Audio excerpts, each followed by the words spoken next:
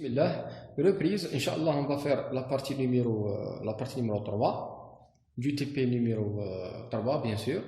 Bon, je vais faire un récapitulatif par rapport à ce qu'on a déjà vu avant de réaliser les caractéristiques de réglage externe, c'est-à-dire en géométrie, c'est-à-dire en vecteur.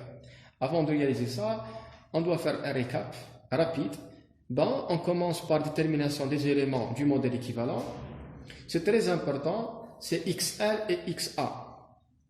XA, ce qu'on appelle, c'est l'armature. L'armature ici, c'est le stator, c'est l'induit. Et l'inducteur, c'est le rotor, c'est le fight en anglais. Fight en anglais, c'est l'inducteur. Et A armature, c'est le rotor, c'est l'induit.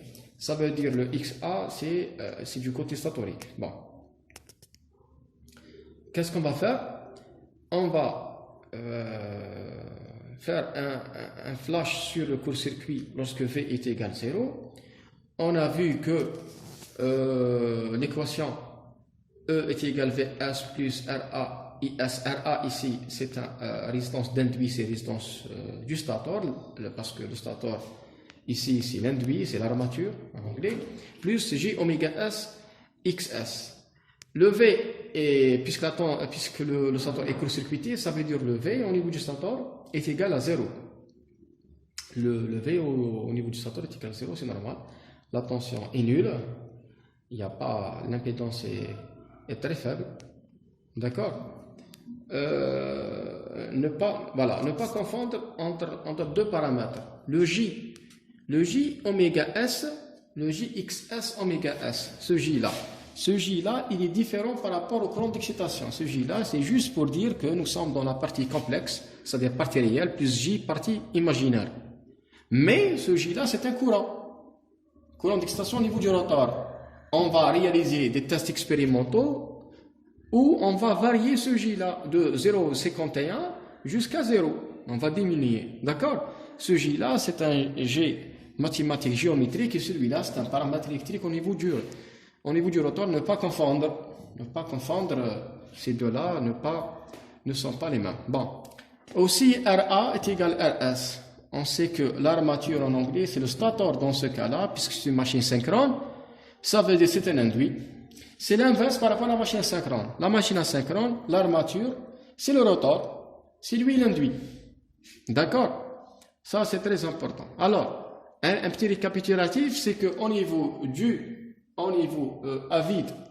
court-circuit, le E est égal à Z ICC, le courant de court-circuit. Ça veut dire, ici, dans E et XS seront en phase. C'est normal, en phase, c'est-à-dire deux vecteurs qui sont en phase. Et on peut déterminer quoi?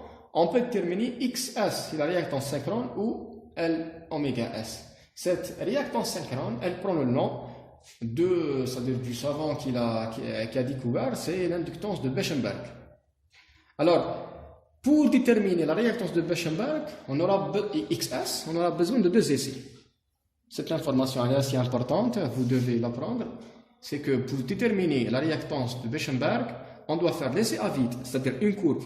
J'ai déjà expliqué dans la vidéo précédente, la partie numéro 2 de ce TP 3. E en fonction de J. E, c'est la tension induite au niveau du rotor, et J, c'est le courant d'excitation au niveau du rotor, toujours. Le rotor ici, c'est un inducteur, ce n'est pas un induit. Courant d'excitation de l'alternateur au niveau du rotor.